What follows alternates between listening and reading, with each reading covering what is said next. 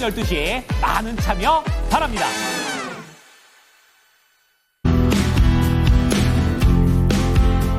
네, 좋은 아침 모닝쇼 출발합니다. 간밤 뉴욕 증시 3대 지수의 흐름은 종가상으로 봤을 땐 다소 심심했다라고 보입니다. 하지만 장중 변동성은 상당했다라고 보실 수가 있는데요. 미국과 중국은 런던에서 웃었고요. 트럼프 대통령과 이제 머스크 CEO의 갈등은 완화되는 듯 보이고 소비자 기대 인플레이션은 개선된 흐름을 보여줬습니다. 하지만 종가상으로는 약간은 심심하게 마무리를 보여줬는데 3대 지수 모두가 보합권 수준에서 거래를 마쳤고요. 그렇다면 어제는 어떤 이슈들이 전해졌는가 한 장으로 정리해드리겠습니다. 네, 먼저 글로벌 헤드라인부터 살펴보시죠. 미국과 중국이 런던에서 2차 무역 협상을 재개를 했습니다. 내일까지 이어질 것이기 때문에 계속해서 살펴봐야 되는 이슈들은 있겠지만 일단은 잘 진행되고 있는 듯 보이고요. 두 번째로는 기대 인플레이션이 3.6%에서 3.2%로 대폭 개선된 모습을 보여주고 있습니다. 그리고 다소 아쉬운 소식입니다. 러시아가 또 우크라이나를 드론으로 공격했다라는 소식이 또 전해졌는데 해당 소식으로 인해서 우크라이나의 이 드론 공격으로 드론 관련된 종목들은 모멘텀을 받아갔다라는 점 체크해 보시면 되겠고 이 네 가지의 특징도 준비되어 있습니다. 퀄컴과 테슬라, 애플과 아이온큐에 대한 내용까지 전달 도와드리겠습니다.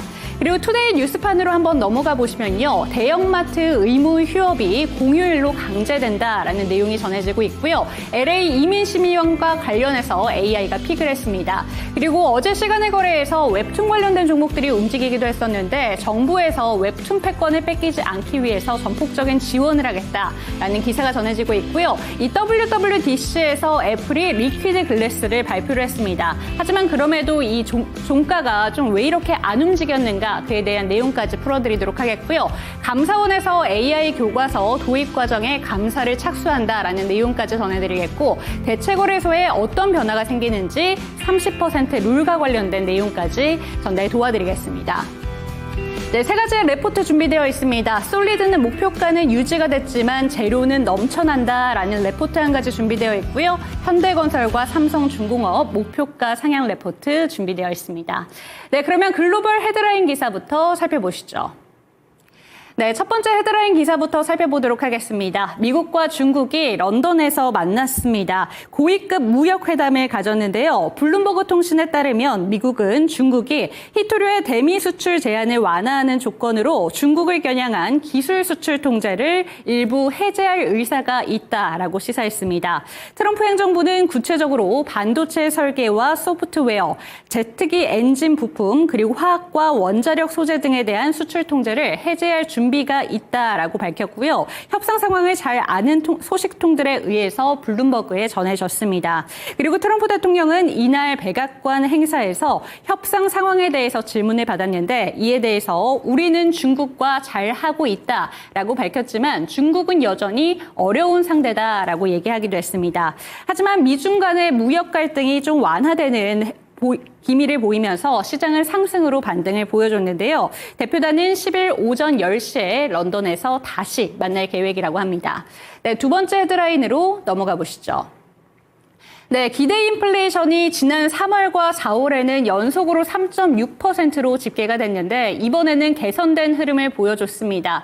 2023년 10월 이후에 가장 높은 수준을 보이게 되면서 당시에 관세가 문제가 되는 것이 아닌가라는 내용이 점쳐졌었는데요. 이번에는 0.4%포인트 하락을 했습니다. 이로써 연준이 계속해서 이 물가에 대해서 걱정을 하고 있는데 연준의 목표치대로 연준의 운신의 폭이 조금 더 넓어질 것이다 라는 평가가 나오고 있고요. 지금 보시는 것처럼 1년 기대 인플레이션 같은 경우에는 3.2%로 지금 확인이 되고 있고요. 3년 동안의 기대 인플레이션과 5년 후의 기대치도 3%와 2.6%로 확인이 되고 있습니다. 이렇게 모두 내려갔다라는 점을 이 그래프를 통해서도 확인해 보실 수가 있고요. 추가적으로 임금 상승에 대한 기대는 올라갔습니다. 2.7%로 집계가 됐고 실직 후 3개월 내 재취업 가능성에 대한 응답도 50.7%로 높아졌고요. 실업률 상승과 실직 가능성 모두 다 감소를 하게 되면서 이렇게 좀 긍정적인 모멘텀을 받아갔다라는 점 기대해 보시면 되겠습니다.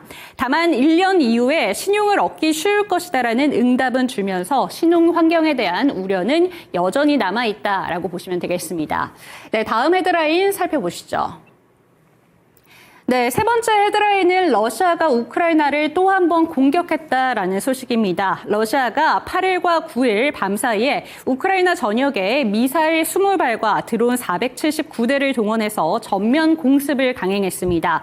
우크라이나 공군은 미사일 19발과 드론 460대를 격추하거나 무력화했지만 파편이 떨어지면서 피해가 상당했다라고 전해지고 있는데요. 이번 드론 공격은 2022년 전쟁 발발 이후에 최대 규모라고 하고 있습니다. 6일 트럼프 대통령은 드론 산업과 관련해서 행정 서명을 하기도 했었기 때문에 해당 소식으로 인해서 드론 관련된 종목들은 오히려 모멘텀을 받았다라고 보시면 되겠는데요. 드론 관련된 종목들 강세를 보여줬습니다. 언유주얼 머신스가 어제 23% 넘는 급등을 보여줬고요. 조비에이션이 13%, 레드캣 홀딩스는 7% 강세로 거래를 마쳤습니다.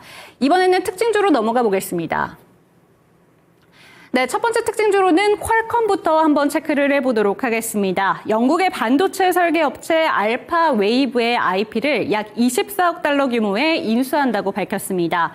이번 거래는 클라우드와 인공지능 중심의 차세대 데이터 센터 시장 공략을 위한 전략적인 행보로 풀이되고 있는데요. 해당 계약 규모는 인수 발표 전에 알파 웨이브 주가의 98% 수준이다라고 밝혔습니다. 이번 인수는 퀄컴이 내놓을 예정인 차세대 오리온 CPU와 뇌신경 처리 장치 제품군인 헥사곤 라인의 완성도를 더 높이기 위한 것으로 풀이되고 있고요. 해당 소식으로 인해서 알파웨이브의 주가 역시 18% 넘는 급등으로 거래를 마쳤습니다. 지금 퀄컴의 주가를 살펴보신다면 어제 4.13% 오르면서 155달러 수준으로 거래를 마치게 됐는데요. 어제는 미국과 중국의 갈등이 좀 완화되는 모습도 보여줬기 때문에 퀄컴뿐만이 아니라 반도체 종목들도 일제히 상승하는 모습을 보여줬습니다. 필라델피아 반도체 지수 거의 2% 가까이 끌어올리면서 거래를 마쳤다라는 점 확인해 보시면 되겠고요. 전문가들은 미중 무역 협상의 최대 수혜주인 반도체 종목들의 강한 매수세가 들어가고 있다라고 풀이가 되고 있습니다. 네, 두 번째 특징주 살펴보시죠. 네, 테슬라 정말 장중 변동성이 상당했습니다. 우선 시작하기 전에는 테슬라가 좀 오히려 밀리면서 거래를 시작했는데요. 장 초반 테슬라의 주가 같은 경우에는 3%대 하락하면서 출발을 했습니다. 하지만 보시는 것처럼 테슬라의 주가 4.55% 오히려 반등을 보이면서 거래를 마쳤고요. 308달러 수준 다시 한번 300달러 선을 회복하는 모습을 보여줬습니다. 시간의 거래에서도 추가적인 강세를 보이고 있는데 우선 장전의 이슈가 한 가지 있었죠. 베어드가 투자 의견을 중립으로 하향을 하게 되면서 투심이 강하게 위축이 됐습니다.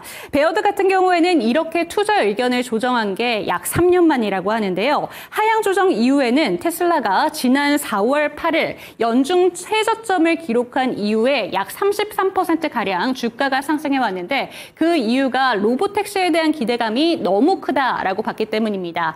그리고 트럼프 대통령과의 갈등 때문에 테슬라는 앞으로도 불확실성에 취할 것이다 라고 보기도 하면서 이렇게 투자 의견을 중립으로 하향을 했는데요. 하지만 하루 만에 반전이 있었습니다. 트럼프 대통령이 머스크 CEO와의 갈등을 좀 완화하는 스탠스를 보인 건데요. 트럼프 대통령이 백악관에서 기자들과 만나서 최근의 논란을 일축을 했습니다. 일론 머스크 CEO를 향해서 행운을 빈다라고 메시지를 던지기도 했고요. 테슬라와 스타링크 서비스를 백악관에서 제거할 계획이 있느냐라는 질문에는 테슬라의 위치를 좀 조정할 수는 있지만 없다라고 선을 긋기도 했었고 스타링크는 참 좋은 서비스다. 계속 사용할 것이다 라고 밝히기도 했습니다.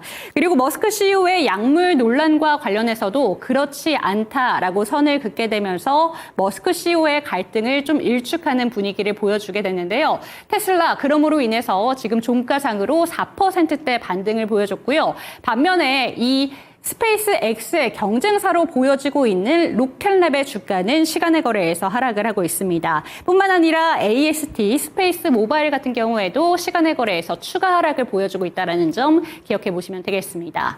네, 다음 특징주 살펴보시죠. 네, 세 번째 특징주로는 애플 관련해서 살펴보도록 하겠습니다. 애플의 축제 그리고 애플 개발자들의 잔치라고 불려왔었던 WWDC 2025가 개최가 됐습니다. 하지만 투자자들의 반응은 영 실망스러운데요. 그 이유는 모든 기기에 적용되는 리퀴드 글래스 인터페이스와 AI 플랫폼 애플 인텔리전스의 기능 확장을 발표했음에도 불구하고 하드웨어 쪽보다는 소프트웨어에 집중했다라는 평가가 나오고 있기 때문입니다. 추가적으로 AI 비서 기능에 대해서 시리의 AI 비서 기능이 앞으로도 추가적인 시간이 필요할 것이다 라고 공식적으로 발표를 하게 되면서 다른 경쟁사에 비해서 AI 혁신 속도가 상당히 느리다라고 평가를 했습니다. 해당 소식으로 인해서 애플의 주가는 어제 1.21% 하락한 채 거래를 마쳤고요. 반면에 시간의 거래에서는 약간은 지금 빨간불이 들어오고 있다는 점 체크해 보시면 되겠습니다. 네, 마지막 특징주 넘어가 보시죠. 네, 아이온큐 체크를 해보도록 하겠습니다. 아이온큐가 프리마켓에서 가장 크게 움직였었던 대표적인 종목이기도 했었는데요. 그 이유는 두 가지의 소식이 전달됐기 때문입니다. 먼저 영국의 양자 스타트업 옥스포드 아이오닉스를 인수한다고 밝혔기 때문인데 해당 기업 같은 경우에는 이온 트레온 칩 기술과 함께 양자 연산의 높은 정확도와 확장성을 확보한 기업으로 평가받고 있습니다. 인수 규모는 총 10억 원 달러 규모다. 라는 점 체크해 보시면 되겠고요. 추가적으로 한 가지 이슈가 더 준비되어 있는데 아이온큐가 아스트라제네카, 아마존 웹 서비스, 엔비디아와 함께 진행한 연구 프로그램의 성과를 독일에서 공개할 예정이라고 합니다. 그런데 이 연구 프로그램의 성과가 상당히 긍정적일 것이다 라고 평가가 되고 있는데요. 이번 연구는 양자와 고정 컴퓨팅을 결합해서 제약 개발 과정에서 발생되는 복잡한 계산 문제를 효율적으로 해결하는 데 중점을 줬다고 합니다. 보통 신약을 개발하는데 10년 정도의 시간이 소요가 되는데 이를 대폭 줄일 수 있다라는 기대감에 어제 아이온큐의 주가는 상승으로 거래를 마치게 됐는데요. 반면 음봉 마감이 됐습니다. 시가가 출발을 했을 때는 9%대 크게 오르면서 출발을 했지만 보시는 것처럼 아이온큐 2.67%의 강세로 거래를 마쳤다라는 점 기억해 보시면 되겠습니다.